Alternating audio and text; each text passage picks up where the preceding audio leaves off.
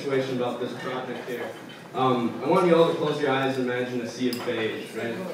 You start to see subtle textures of thin veneer, fake brick, maybe some corporate signage. You can be one of two places, either a shopping mall or big box development, or in cul-de-sac hell. So those are sort of the situations of this project here. So the building typology of the big box or the strip mall outlet sort of is an urban blight that plagues the U.S., mainly in the suburbia. It sort of has developed and created this monster. It's created by a simple kit of parts. The gross anatomy of this building just sort of goes across the landscape, and it often ends up looking like this. Abandoned, sad, lonely, without any occupants to really be with it. You know, kind of sad. This one's in New Orleans actually after the flood, so that different circumstances, but similar line of thought. So during the period between the 1970s and 1984, site architects got pretty much a dream commission, I would say, with best retail stores.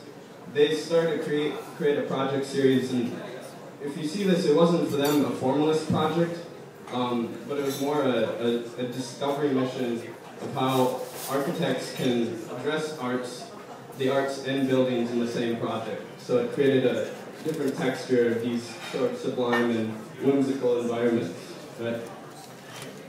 So this is all from the suburban area. I'm going to talk a little bit now about the urban area.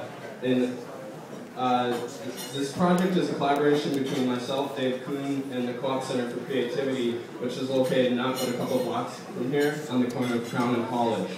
So currently, it's an abandoned retail store. There were quite a few different spaces that were there just a couple of years ago.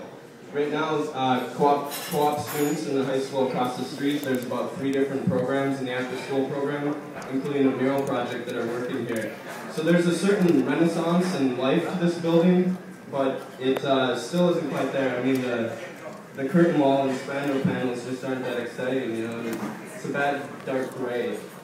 So this was the previous home of Cooper's Dress Barn, College Wine and Liquor, Sierra Nails, which you can walk by and they still have all of the nail colors in the store, so if you need to go get a supply, that's a good spot for it. So there's a certain renaissance, but we don't know how to fix it, and obviously Kleenex boxes is the answer.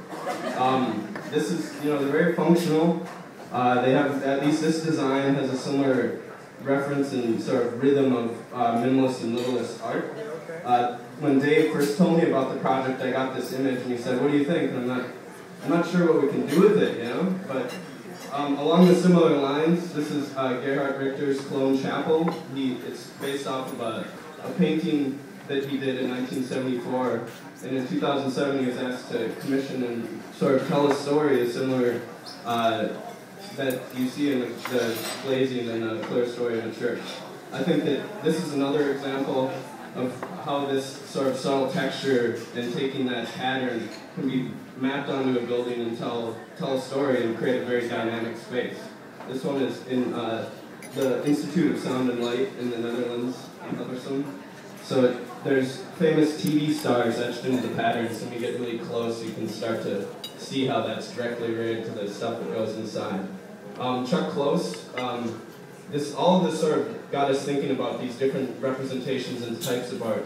After Chuck Close stroke, he started these pixelation patterns and self-portraits, mainly because he couldn't hold the paper anymore and the pen. But it sort of evolved and created a nice pixelated nature. So this is the first mock-up on the building with the Kleenex pattern. And a drawing from Learning from Las Vegas and Robert Venturi and Venturi Scott Brown, I'd say that our building's not a duck or a decorated shed, but more of a decoy. It creates an interesting and lively space and creates a different social context with that. So what is the material we're going to use? Thanks to Barrett Outdoors, we're going to be using used Billboard vinyl. So we're going to break this out. Surprisingly enough, most of the billboards are 15 by 50 feet, and so that's a big section to work with. To cover the college and crown facades, it's only 6 of them. So it's a viable, adaptable reuse of this structure. So this facade is a college facade. It's broken down into 8 different sections.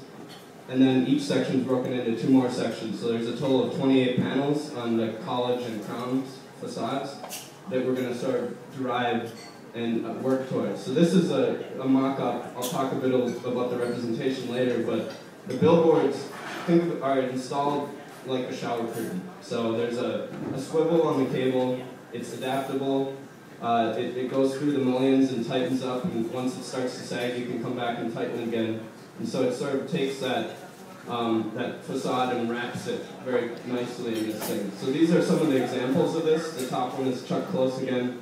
There's a Frank Stella version, Saul Lewitt version.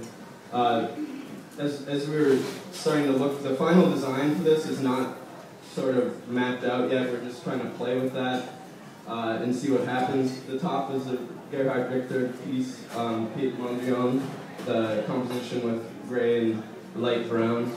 I like that one a lot. So this is sort of, and then on the bottom, of course, the bees, I always pronounce that wrong, quilting patterns. So the end here is Harold Edgerton in his stroboscopic photography that he developed, and I think this is a good fit for the site because of the speed of the site. It's mainly dominated by the car, so and the pixelation sort of relates to that as well. That once you get closer and walk by as a pedestrian, you can start to dig in and really see what the piece is. So we're going to have a panel painting party on May 21st, where once we have the final design, you can come and paint yourself. You'll get one of those sections that I was talking about. It's at a location that's to be announced. If you're interested, come see me after the show. Thank you.